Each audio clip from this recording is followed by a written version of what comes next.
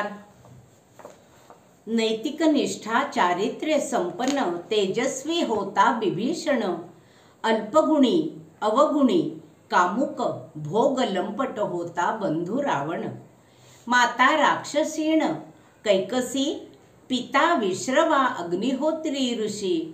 शरण आले अभय द्यावे कल्याणासव शब्दात अडकले ऋषी।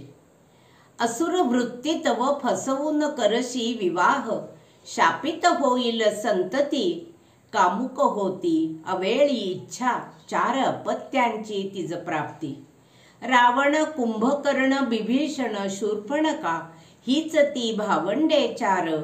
महापराक्रमी मानवतावादी एकच रावण करी अत्याचार। सात्विक वृत्ती गुण पित्याचे विष्णुभक्त होता बिभीषण। भांगेतील जणू तुळस ठरला सत्यनिष्ठ हा बिभीषण। सत्यनिष्ठ हा बिभीषण। रामायण या महाकाव्यातील विविध व्यक्तिरेखा आपण इथे बघतो आहोत।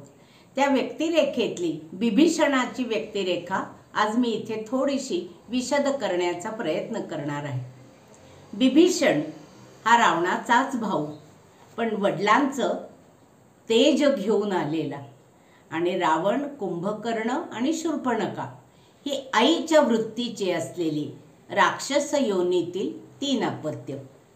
उत्कृष्ट जाज्वल्य नैतिक निष्ठा मानणारी चारित्र्य संपन्न आणि तेजस्वी व्यक्तिमत्व म्हणजे बिभीषण।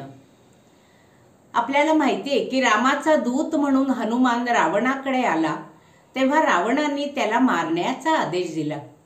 राक्षस सगळे तयारच झाले त्याला मारण्यासाठी, पण बिभीषणाने त्या आदेशाचा विरोध केला।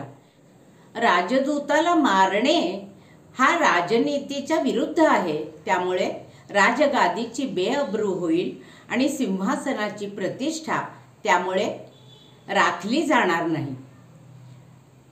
हा सल्ला देऊन त्यांनी राजगादीची प्रतिष्ठा राखण्याचा प्रयत्न केला। बिभीषणाचे व्यक्तिमत्व म्हणजे 100 नम्री सोने होते। प्रत्यक्ष श्रीरामाने तसे प्रमाणपत्र त्याला बहाल केलेले होते। रावणाची अनेक वेळा अगदी स्पष्ट शब्दात त्याने निर्भत्सना केलेली होती। त्याच्यावरती 2 प्रकारचे आरोप केले जातात की हा राजद्रोही आहे, आणि जेव्हा अनेक स्त्रियांचं अपहरण करून रावण आपल्या महालात त्यांना घेऊन येत असे तेव्हा सुद्धा बिभीषण त्याला सावध करीत असे की तू असं करू नकोस, पण रावणाने कधी ऐकलंच नाही। तू हे जे कृत्य करतोयस ना, हे तुझ्या सहित लंकेचं अहित करण्यासाठी ठरेल आणि जणू तू तुझ्यासाठी खड्डाच खणतो आहेस। तुझा उत्कर्ष तर ह्यामुळे होणार नाहीच, पण तुझं अधःपतन मात्र नक्कीच होईल। यज्ञ तप दान याचा तू नाश करीत आहेस। दुराग्रही रावणास सावध करण्याचे अनेक प्रयत्न त्याने केले। सीतेचं अपहरण जेव्हा केलं गेलं तेव्हा बिभीषणावरती असा आरोप करतात की तू त्याला अधिकाने सावध केलंस। बिभीषणाने सावध करण्याचा प्रयत्न वेळोवेळी केला होता। मंदोदरीने सुद्धा त्याला सांगितलं होतं, पण हा दुराग्रही दुष्ट रावण त्यांनी कधीच ऐकलं नाही। अन्यायाचं परिमार्जन करण्यासाठी, त्याग टिकवण्यासाठी, मानवता निर्माण करण्यासाठी राजसत्ता ही आवश्यक असते, आणि ह्या 3ही सूत्रांना धुडकावून रावणाने राजनिष्ठेला अक्षरशः आग लावली आणि राजद्रोहाचा आक्षेप मात्र बिभीषणावर होत होता। रावणाची शासन व्यवस्थाच अयोग्य होती। पुलस्त कुलातील आपला पिता विश्रवा या मुनीकडून बिभीषणाला वेदाचं ज्ञान अवगत झालेलं होतं, आणि तसेच त्या रावणाला कुंभकर्णाला सुद्धा प्राप्त झालं होतं।